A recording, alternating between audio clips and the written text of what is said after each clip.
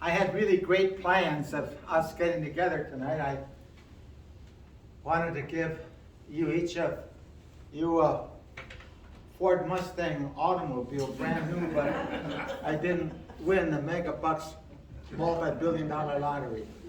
And truthfully speaking, that's the only thing that's been keeping you from getting this Ford Mustang. And I won. Some of you would have been the ones to receive but anyway, but another impressive thing about tonight's meeting is we're meeting in a library, but there's also beer and hard seltzer of tribute to the people in the Green Bay area. The water ran out before the beer or the hard seltzer. What is wrong with you people? Anyway, I love Green Bay. I started campaigning in this area going back statewide 1966. And that's when Father Marquette was still coming down the Wolf River. But anyway, and so I've seen the city grow. I've seen the paper mills. I've had a chance to shake hands with a number of men and women as they came into the paper mills and so forth. And a lot of these experiences in campaigning just continue to live with you. And so on the way driving up here, I thought how nice it will be to get back into Green Bay. And I said, if there is ever a community that I'm going to be able to visit, where the beer and the hard seltzer are going to disappear before the water, it's going to be Green Bay. But apparently not. So anyway, we're here together tonight, and I was so enthused about the fact we could meet together and talk about Alzheimer's and so on, my books. I was so enthused that I started to give my talk to myself in Fond du Lac on the way up here. So this concludes tonight's gathering. Anyway, talking about my two Elaines, my first experience with dementia, that happened way back in 1978, and I was running for governor, for election, governor, and I gave a talk in Eau Claire, Wisconsin. And after the talk was over, this elderly gentleman came up to me, and he said, "Governor," he said, and he sort of pounded me on there. He said, "Governor," he said, "that had to be one of the world's most god-awful speeches I've ever heard." Well, his wife was there. Just a sweet, nice person. And she felt bad. She was embarrassed. She came running over. Oh, she said, "Governor," she said, "please excuse my husband. He's old and he's senile, and all he does is just repeat whatever he hears everybody else say." So that's my first experience with dementia. And the heartfelt experience with dementia began about 22 years ago when my wife Elaine, at the age of 63, began to show signs of early onset. And so she lived with the disease for 20 years. In fact, it will be just about on April 25th to the year that she passed away. 12 years at home, as best I could, and 8 years in assisted living memory care. And I look back at that point, and I can recall when the doctor told us about Elaine's diagnosis. And he said, "Your wife has, early onset Alzheimer's." That's all I knew. And I started to go to the library and look for some books, and my gosh, beautiful, wonderful books, that thick, getting into stuff, didn't understand what was going on. And so time went by, and I began to realize that I was really doing my wife a disservice because I didn't understand this disease. I'm not talking about how the mind works and all those kinds of scientific things. I'm talking about understanding this disease from the standpoint of how best we can help our loved one live their best life possible.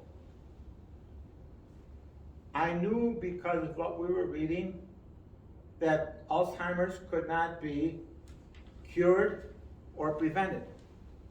That was like 20 years ago. Today, here we are. Alzheimer's cannot be cured or prevented.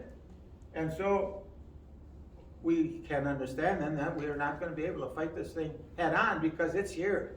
And there is no immediate prospect of any drug on the horizon that's going to be able to be like a magic wand. What are we going to do about it?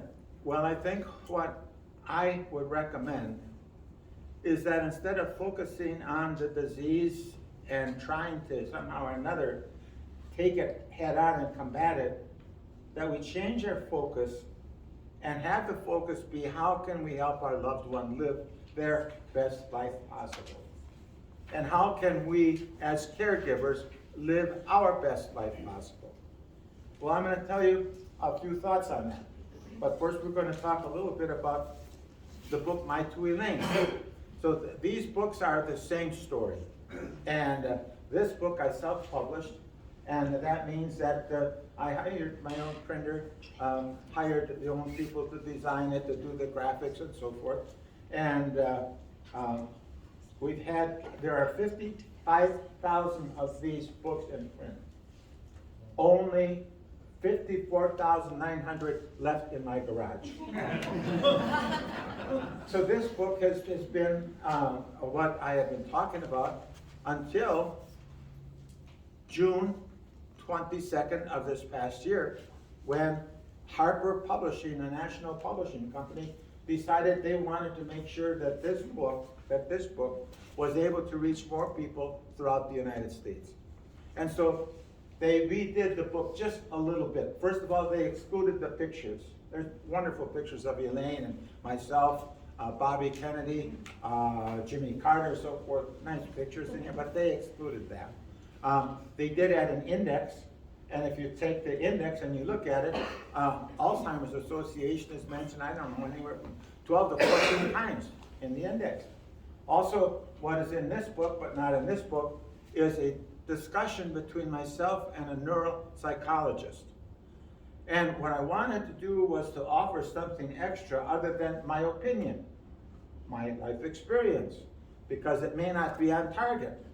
For example, let's assume you have COVID, and I have a life experience, and you say, what do I do about COVID?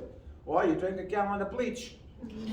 Well, don't do that, because you got to check that out with some medical authority before you do that. And so the neuropsychologist I seek to help reaffirm some of the important things that we are talking about in helping our loved one live their best life possible. $15.95 retail, $26.99 retail. If you want to buy it in Canada, you can pay $34.99. It says so right here. I never thought I would have a book that would be selling. I never thought I would have a book selling for anything. To tell you the truth, I didn't set out to want to be an author. That's just how things came about. But anyway, so I'm not a bookseller. I am someone, however, who has been told that this book has helped people.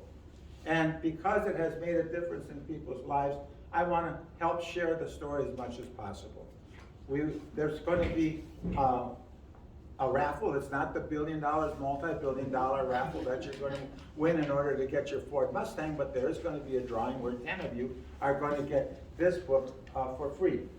And so this book will be available for sale at $20, and if you want to buy 6 of them, you can get 6 for $100. If you want to form a cabal, or whatever that is, and have 6 people get together and pay whatever it is for cheaper, right? Okay. And the same thing with this, because we want to get this into as many hands as possible. We bought extra copies of this, and it's $15. Or if you want to get 5 for $50, you can do that too.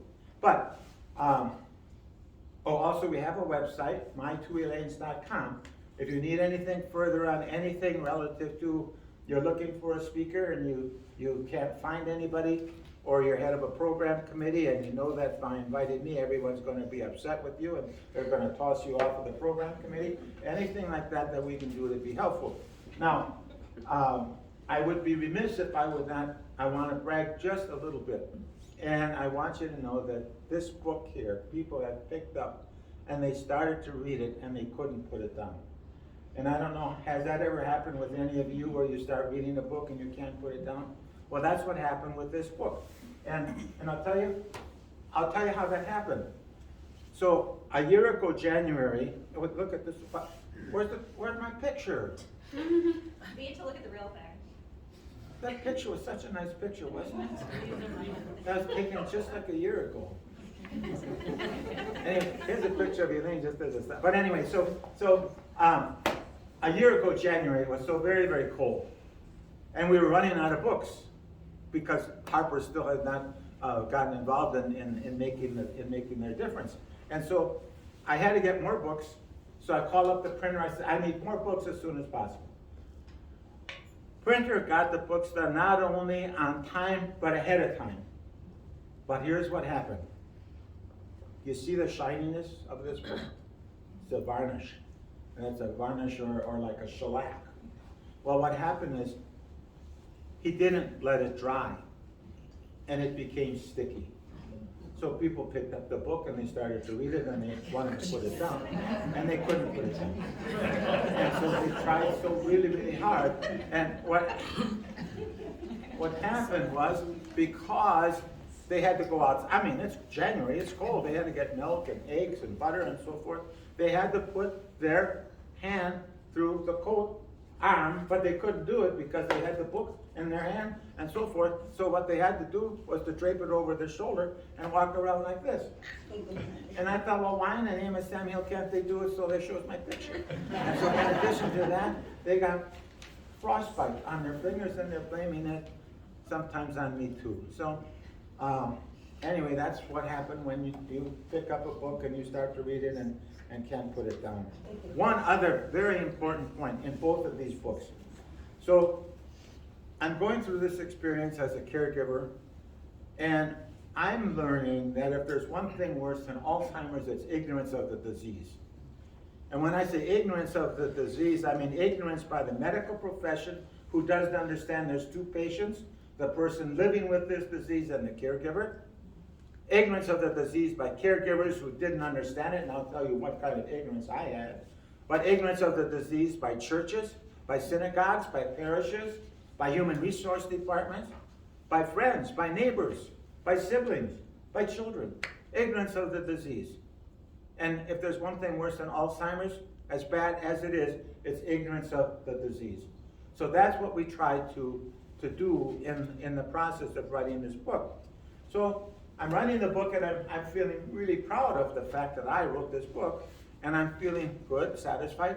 And lo and behold, about 4 weeks before we go to print, I find a series of notes and journals and diaries that Elaine had been keeping since her diagnosis, going back those some 20 years. I read those notes, and many of them I cried through. But I want you to know that when I read these notes, we had together, Elaine and I, we had prayed together, and we had cried together. But never did I understand the courage that it takes to have this disease and to go forward. Never did I understand how important I was to her in her life, because I was the only stable thing in her life and in her future. But I didn't understand all of that, and so because of that, I made a number of mistakes. And I felt, well, it's sort of like I took this mountain trail, and I went around and come back, and now maybe you might be taking the same journey. And what I would want to say is, well, before you go, would you please sit down and let's just talk a little bit. Do as you wish after we're done talking, but at least sit and visit a little bit. One of the things that I would want to share with you, which was the most important, I told you that, Elaine was exhibiting great courage, and she had this worry and so forth. Well, we're going through this period of time, and I said, Elaine, she would talk, and I said, it didn't happen on a Thursday, it happened on a Friday. And then she would talk, it wasn't the Smiths, it was the Joneses. And not only that, why are you asking me the same question over and over and over again? And I just told you 15 minutes ago, and I told you 5 minutes ago, that we're going to be leaving at 10 o'clock. How many times do you have to ask me? Well, the fact of the matter is, every time I reprimanded her, I was making her life that much more difficult.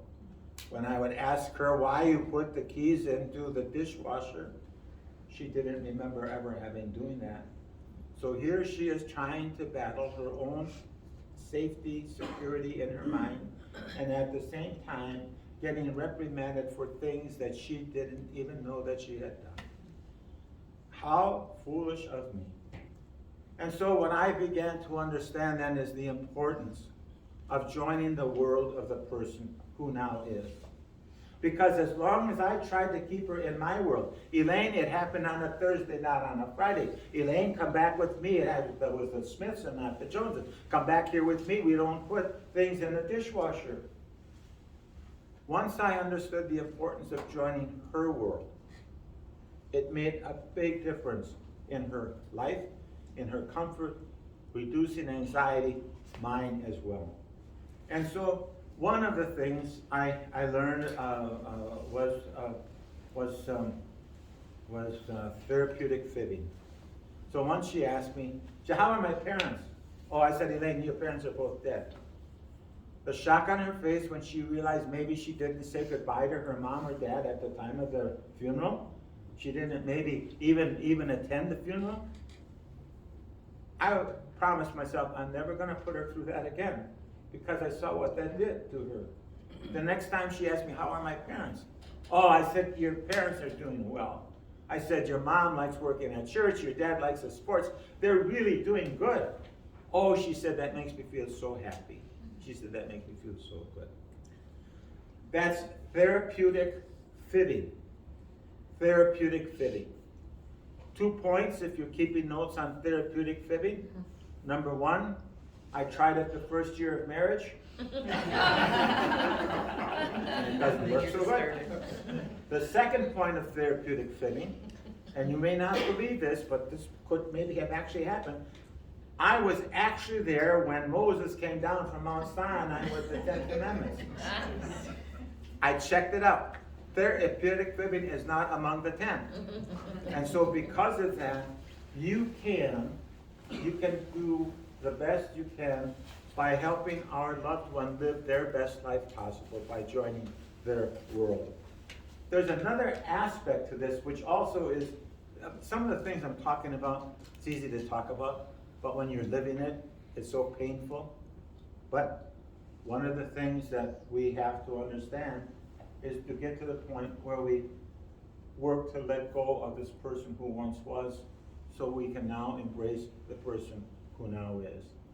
We can keep the memories, we can keep all of the wonderful things in our mind, but the fact of the matter is that person is leaving us. And that is one of the biggest challenges, I think, that caregivers have from this one standpoint. Well, a few, but this main one. I had a friend who retired a short time ago, almost living the life of Riley. Everything is good. So what happens is he has dinner one night, he gets a massive heart attack and he dies. A funeral, people came and expressed their sympathy, their condolences. There was closure. Okay, there was closure. As tragic as this situation was, there was closure. We caregivers never get closure. We caregivers don't even sometimes know that we're grieving. We caregivers are seeing our loved one have a little bit of their mind die every day, and we're not confronting the fact that this is a process of things moving, and we are losing something very important, and we never face up to the fact directly that we are in fact grieving.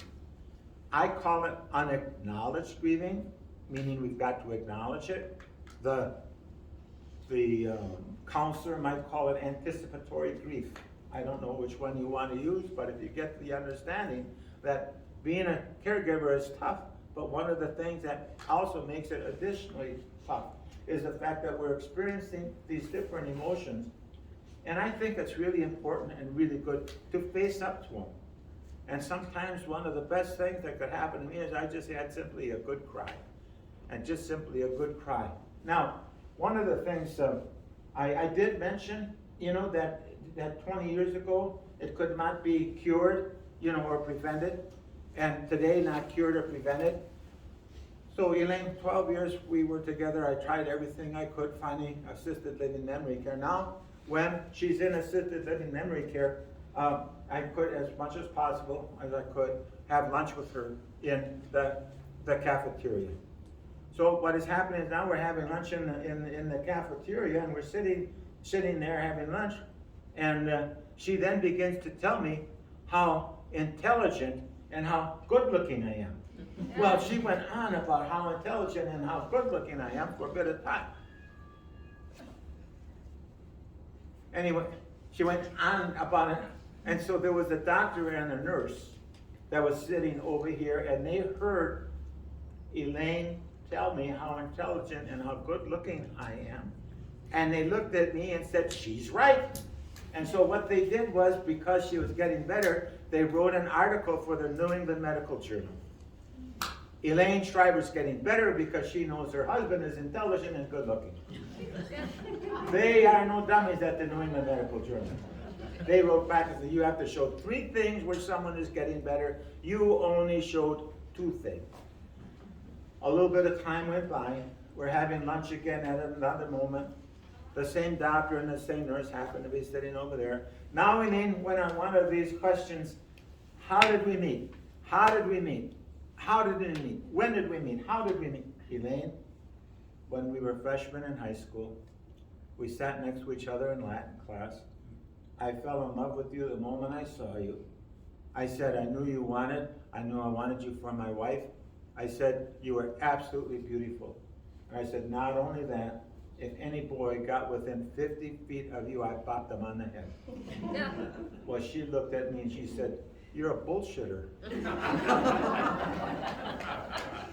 Well, now they have the 3 things. So if you go to the New England Medical Journal, come July or August, you're going to see where Elaine Schreiber is really being talked about as getting better. And so I said, Elaine, I said, everybody, I mean, she, you know, I said, Elaine, I said, the fact that I'm a bullshitter, I said, let's keep that between you and me. Oh, no, she said, it's too late. She said, everybody already knows. And so we went on, but I want to mention another aspect about well, in actuality, Elaine and I were having another lunch at assisted memory care. And we're having lunch and she's beginning to cry. I said, Elaine, why are you crying? Well, she says, I'm beginning to love you more than my husband. Well, I didn't ask her what's wrong with your turkey husband. I didn't do that. But here is the very important point I hope you understand. And that is, it is not necessary for your loved one to know your name in order for your hearts to touch. She didn't know my name, but that's okay. And the fact that we have a loved one that may not remember the name of our children or the name of their sisters or brothers and so forth, our own name, that's okay. There was the poet that said, I may not remember what you said, but I will always remember how you made me feel. And so if I can be with Elaine, and I can give her a feeling of comfort, or I can be simply enough holding her hand, or giving her a hug, or singing a song, or rubbing her arm, or just sitting there together, that's really important in helping our loved one live their best life possible. I thought many times when we were sitting in her room looking out at the leaves, so she is there 8 years, so we saw a number of daffodils come up, and we saw a number of leaves fall, and we saw a lot of snow, and so forth. As we would sit and watch that, and we would be together, I was thinking, now if Elaine wouldn't be sick, what would we be doing? I thought, well, maybe probably in the Swiss Alps watching what's going on. And I said, well, what would we be doing too? Well, we would be probably holding hands and be sharing an experience with one another. And I said, my goodness, I said, this is really what we're doing instead. And I said, that's okay. That's important. So another aspect of trying to help our loved one live their best life possible, and that comes under the heading of redirection. 9:30 in the morning. Elaine says, I want a glass of wine. No, you can't have a glass of wine. That's not the answer. Elaine, do you want red wine or white wine? Do you want it in a larger glass or in a smaller glass? Do you want to drink it with your sisters, or should we invite the neighbors over? Redirection. We can't take this disease head on. You cannot, well, unless you're a miracle worker, I don't think you can win an argument against Alzheimer's. And so redirection and therapeutic living end up being important tools for us in order for us to help our loved ones. Let's assume for a moment that let's assume that redirection does not work. She still wants a glass of wine at 9:30. What's wrong with someone having a glass of wine at 9:30 in the morning if they don't know it's morning, noon, or night anyway? And so that is just to try and put things into perspective. I mean, it's almost like coming to the library and realizing that they're serving beer and hard seltzer and drinking the water first. I mean, that doesn't make any sense, does it? But anyway, so we're talking about a glass of wine at 9:30 in the morning, right? Red wine or white wine, right? One of your sisters. Anyway, so that ends up being something that's been pretty important. I want to talk about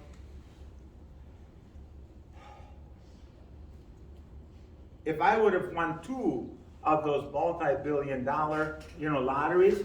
Not only would you get a Ford Mustang electric car for me because I'm generous, but I would also take you on a cruise. And we could go to cruise in Naples and Sicily and the Mediterranean. And let's assume we're all on that cruise boat. And let's assume that one of you happens to fall overboard. We quick grab a lifeline and we toss it over to you. And you grab a hold on it. It's windy and wavy and there's sharks and there's crocodiles. There's no crocodiles. But anyway, you're at risk in life and what is happening? What is happening? And you grab the lifeline and it breaks. And you're dead. Because the lifeline broke, because it was weak. We caregivers are a lifeline to our loved one. We are the ones that we go out to help give comfort. What we caregivers do is we chew on that lifeline. We chew a little bit, not getting enough sleep. We chew a little bit more, not eating right. We chew a little bit more by becoming irrationally irritable. We chew a little bit more by maybe drinking too much. We chew a little bit more by maybe even not smoking. And all of a sudden, we chew so much on that lifeline that when it comes time to help our loved one, we toss them the lifeline and it's frayed and it breaks. And so, yeah, we can bemoan the fact that our loved one is living with Alzheimer's. But we also can take a look at this and say, hey, I've got some opportunity here to really make a difference. And here's another aspect of this lifeline business. So one of the reasons you found the Alzheimer's reference in the index so much is I had a counselor that I saw quite regularly with the Alzheimer's Association. Linda Market was wonderful. And I could not have asked for anyone better to help me.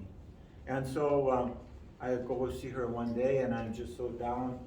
And she said, what's wrong? I said, well, I just cannot see putting Elaine into a home. I can't see putting her into a home. And she says, you're not putting Elaine anyplace. What you're doing is giving her a chance to be who she is now. Can Marty Schreiber's 24/7 nursing home care take care of her? Does Martin Schreiber have the patience? Does Martin Schreiber have the round-the-clock experience to keep on doing that without having all kinds of emotions and challenges? Well, the fact of the matter is my nursing home could not take care of her under any circumstance. So I then learned that part of my own battle in this thing is selfishness. I wasn't going to put her in a home because that was my wife and I wasn't going to put her in a home. But that's not the way I had to look and should have looked at it. What's best for her? That's one of the things that's been important. But then also, my children, I have 4 children, one on each coast, girls, and then one in Stevens Point and one in Milwaukee area. And so I have 4 children, and they actually had like an intervention with me. And what was happening is Marty Schreiber's nursing home not only was doing a bad job with Elaine, but also not a very good job for Martin Schreiber, because I was getting involved in all of the things that they said you should be involved in making yourself healthier. So what they basically said, look, understand, we know we're losing mom, but we don't want to lose two parents, so why don't you take better care of yourself? And so we caregivers, we have the sadness, we have the unanticipated grieving, we have the fact that we believe our lives are really torn apart and ruined. We have that, but we also have a degree of hope, because we know that there are things that we can do to help our loved one live their best life possible. We know that we have, for example, the Alzheimer's Association, who talked about the 24/7 hotline and trying to raise money to do more research. We also have what is called the Aging and Disability Resource Center. You give them a call, they're going to try and help. Did I mention the 24/7 hotline? Wonderful. And also, what we have to do is understand, again, if Alzheimer's is bad, ignorance of the disease is worse. It sort of is my responsibility, it was, but I didn't take it on, and that was to help Elaine's siblings and my children, and also close friends, understand this disease better. I call this disease not a chicken casserole disease. If, hypothetically speaking, I have a heart attack and I'm laid up at home, you're going to bring me chicken casserole because you know I need to eat. If I break a hip, we go over chicken casserole. By the way, my address is 2703 South. But anyway, so if my wife has Alzheimer's, because people are ignorant of the disease, they don't know how to handle it. And because they don't know how to handle it, they stay away. And because they stay away, not only am I dealing with my wife who is losing her memory, but I'm also now beginning to feel abandoned. Friends of 20 and 30, 40 years, now all of a sudden not calling and so forth. Not because they're angry or not because they're not caring, but they just simply don't know what to say. And because of that, then we've got to do a better job in helping them. And I think that's where the walk comes in on September, whatever it is. I'm actually a shill for the Alzheimer's Association, and admittedly so, because I've seen and know how much they've helped me, but I also know the difference they can make within our dementia community. So anyway, so with the walk coming up, to be able to get our children and our grandchildren involved, to give them a better understanding and make them and help them feel that they're participating, that is, I think, really something special. For our kids it worked, and for the grandkids it worked. We have now 7 great-grandchildren, but they're all too young for it. But all of the other children were the grandchildren. So what I think well, here I'm going to just tell you that never in my wildest dreams, and this comes under the heading of this disease taking us to places we never thought we would be, okay? So never in my wildest dreams did I ever think that I would be here with you in a library in Green Bay drinking beer and hard seltzer. I never thought that. And I bet you never thought you would be here with me. And the fact of the matter is, we are here. It's today, April 19th. Who'd ever thought? April 19th, 2023, we're all here together. And all just talking about, what a challenge. So when I say taking us to strange places, I was first elected to the Wisconsin State Senate back in 1962. And one of my responsibilities as a state senator on the education committee was to go to a meeting in Washington, D.C.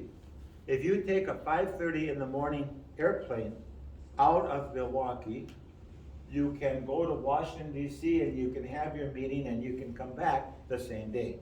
That is what I was in the process of doing.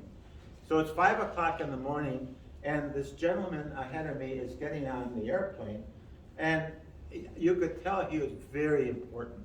I mean, he had on, French cuffs with his initials, you know, and embroidered on there, and you could see the cufflinks were, I don't know, gold maybe. And remember the tie bars they used to wear, about tie bar across, and I could tell he had to be important. So anyway, so he's on the airplane. As he gets on the airplane, he says, he asked the flight attendant, does this plane stop in Detroit? She says, of course it stops in Detroit. We land in Detroit, people get off the airplane, people get on the airplane, we go on to Washington, D.C. He said, I have to get off in Detroit. She said, fine. No, he says, I have to get off in Detroit. She says, yes, sir. He says, look, he says, I'm inclined to fall asleep. If I fall asleep past Detroit, I'm going to miss a very, very important meeting. Will you help me get off this airplane in Detroit? She says, yes. He says, do you promise? She says, yes. He says, do you promise? She says, sir, I promise I will get you off of this airplane in Detroit. Well, now we land in Washington, D.C. And here is this distinguished looking gentleman. As he gets off of the airplane, he berates this flight attendant like I never heard anyone berated before. I never thought of that. So, well, anyway, I felt sorry for her, and after he had left, I went up to her and I said, my goodness, I said, that man was angry and upset. And she said, he was angry. You should have seen the fellow I put off in Detroit. So the fact is that this takes us to different places. Our loved one, in the process of this disease and as it progresses, leaves a deep hole, a big hole. And so what are some of the things we can do about it? Well, we can try and fill it. How do we try and fill that kind of a hole? Well, by maybe making the determination, we're going to help our loved one and ourselves live our best life possible. We're going to learn about the symptoms of this disease, and we're going to learn. And one of the things that I found out that I ended up being was like sort of a detective. And as a detective, to try and find out the best way of handling something. So Elaine was a great cook and a great homemaker. Well, the disease is progressing. She's feeling agitated, and she doesn't know what to do, and so forth. And well, what happened? We decided to chop celery. We chopped a lot of celery, but it made her feel useful, and it occupied her, and it made her feel good. Folding towels. We folded a big stack of towels because it helped make her feel good. It took time, it took energy. I took the towels in the other room and I shook them out and I brought her back in and said, we have some more towels. Okay, again, therapeutic fitting, you know, but it's okay. Moses said so. So then what we're talking about, just lost the train of thought here. Remember where I was? I was in Fond du Lac talking about my and so, what was the last thing we talked about? Remember that? Towels. What is that? Towels. Folding towels. Feeling useful. Folding towels.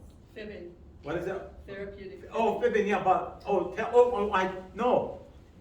Well, sort of, but more like being a detective. Okay, detective. So anyway, so sort of a detective. What is going to occupy Elaine and give her comfort? Well, at this moment in time, chopping celery, but not all the time. Sometimes folding towels, but not all the time.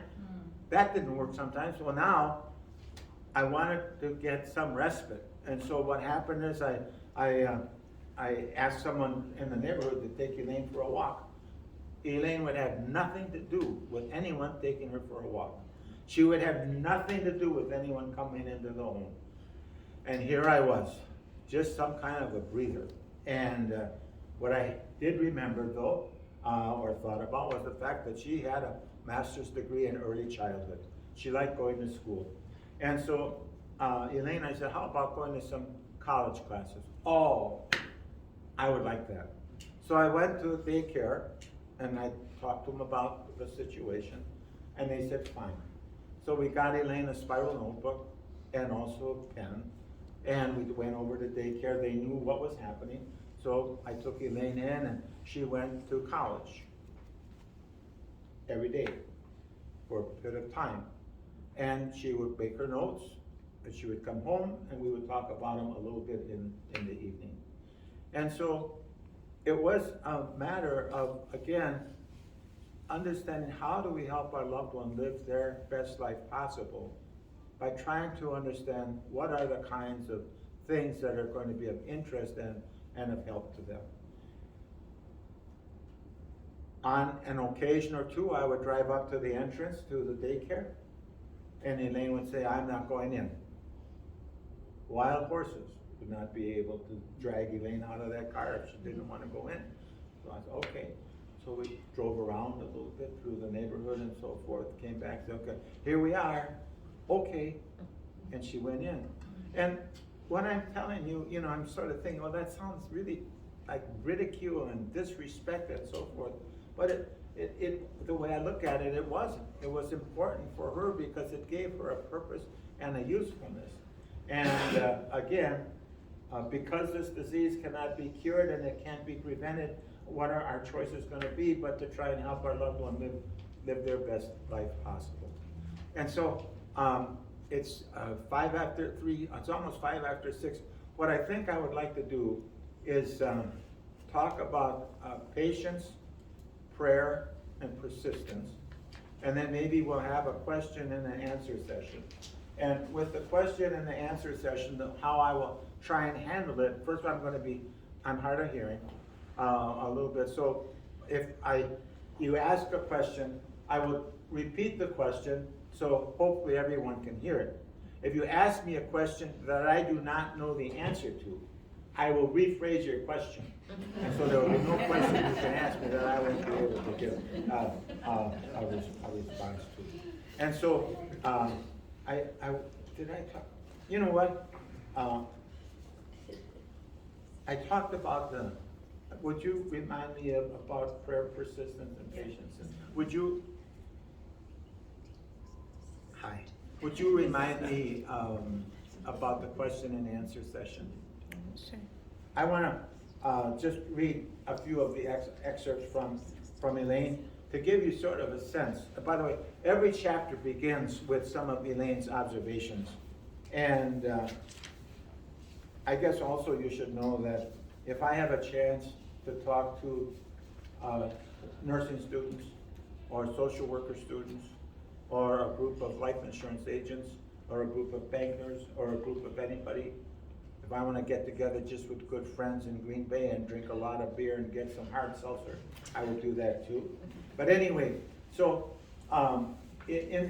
she wrote on her early diagnosis, she wrote a letter, what she called Dear Loved Ones. And she writes, it wasn't until a few weeks ago that I really had to say, yes, I do have Alzheimer's. I had read of signs that indicate Alzheimer's, like getting overly upset for no reason and having trouble with names and directions. But I still didn't think it was a problem for me. But in hindsight, for too long, I've been getting lost driving, having trouble keeping days straight, and difficulties with names and schedules. I still felt I could handle it. It won't get worse. But this morning, I started reading about the mid-stage of Alzheimer's in hopes of preparing myself better and realized I'm not very far away. That is most scary, but I have to accept it. And so a couple of these initial quotes from her, for example, she writes a special note to me. She writes, I'd be so lost without you, so please continue to take good care of yourself for me as well as for you. And she writes a couple of other times, Marty is always my strength and comfort. And then, but here, this was something that I really thought was quite telling when she wrote this. If I can just put my fingers on it right away.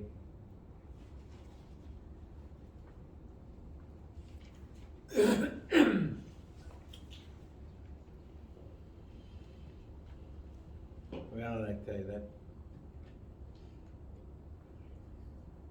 Well, here, this was a challenging one.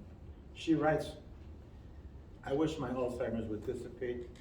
I'd like to be the smart wife and mother I used to be. Now I have to waste so much time just trying to figure out what I should be doing without seeming as smart as I used to be. I need to rely on Marty for everything, and I'm very lucky he continues to keep me. Life gets more difficult every day. And so I'm just gonna, if I can just quickly find this one. Oh, this, yeah, here it is.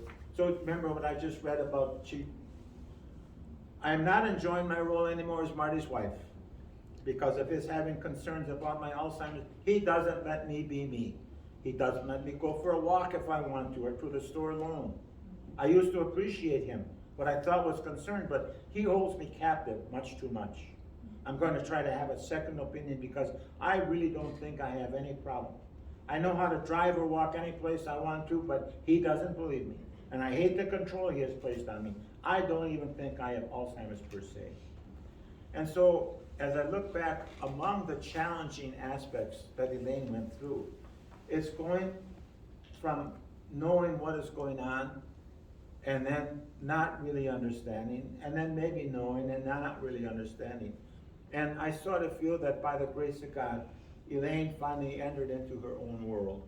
And once she got there, I think her life was more comfortable and more with less agitation and more need then of myself, of me to take care of myself and to help her. So I'm going to close with the last one here, and then we're going to talk about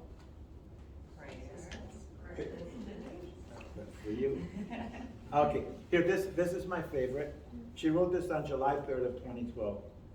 So she writes, life is good, and I plan to have it continue that way until my children tell me it's time for a nursing home or something like that.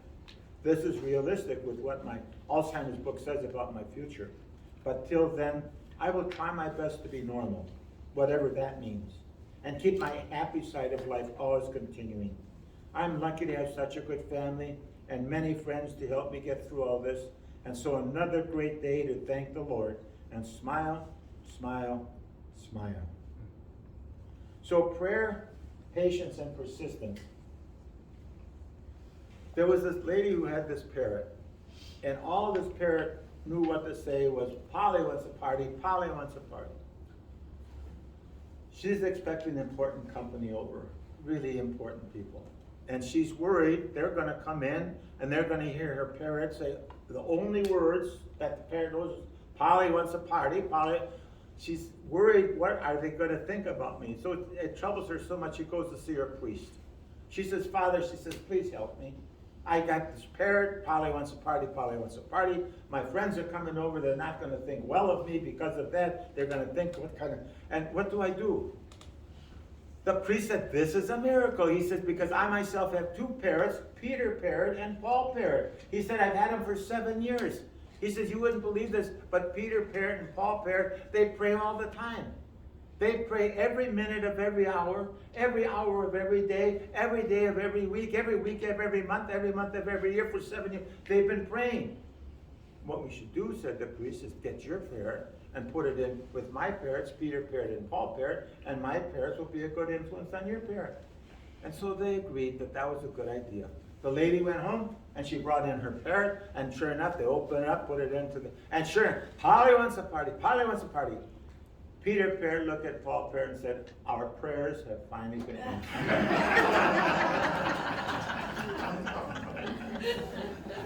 Anyway, so let's open it up for any questions that you might have. I'm going to ask the Alzheimer's team to be with us and help me to make sure that I understand it, and also even help with some of the answers.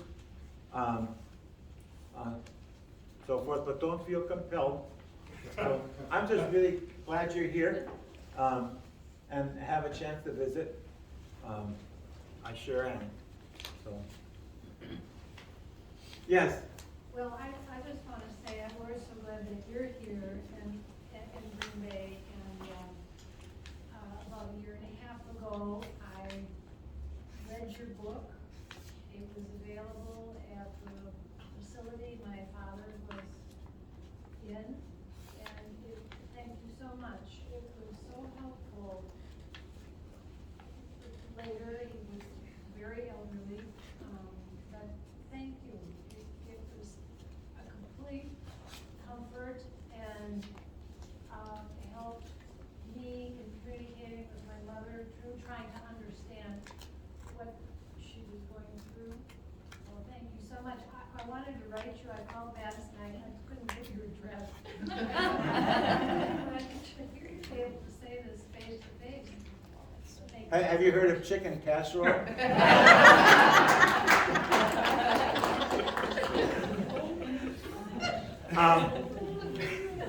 Her question was, how could I possibly have lost the election for governor? So, but thank you very much. And that's why, with what you said, that's why I'm here. And we started out this week in the snowstorm in Antigo. Well, we started Rhinelander, Antigo, and then it was Appleton, and then it was Nakusa, and then here and tomorrow it's going to be Sturgeon Bay. But I don't like golf. I'm not a very good fisherman. I refuse to be traded to the New York Jets. And so all this is very important to me. And one of the reasons not only to do it, but I have seen the pain and the hurt on many faces. And I've also seen where, had they known better and not gotten into an argument about how many blankets you should or shouldn't have, or how many, and so forth. And so I thank you very much for that. So thank you. It's always good to have your sister come to one of these.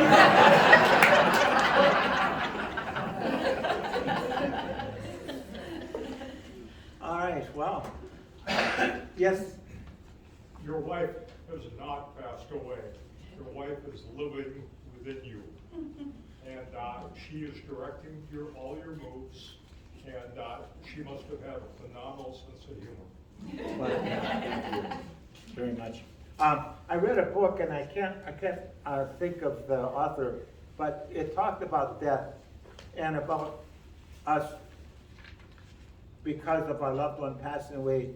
It's really, now we have the opportunity to see things that they couldn't see before, and to experience things that they maybe couldn't experience before. So thank you. No, all right, well, the Alzheimer's Association walk. Oh, yes, yeah. I just have one comment. I'm a retired nurse. You're a retired nurse? Nurse, and I've had a lot of experience with working with individuals in long-term care, and also both parents had Alzheimer's. But I don't know when I've ever been to a talk and laughed this much. This was just phenomenal. It was just lovely. Yes. The humor that you brought into this. So. Did anyone ever think I had twin sisters? So thank you. Well, now we can start working with the free books, right? Yeah. Yes, we can. Let's give a round of applause for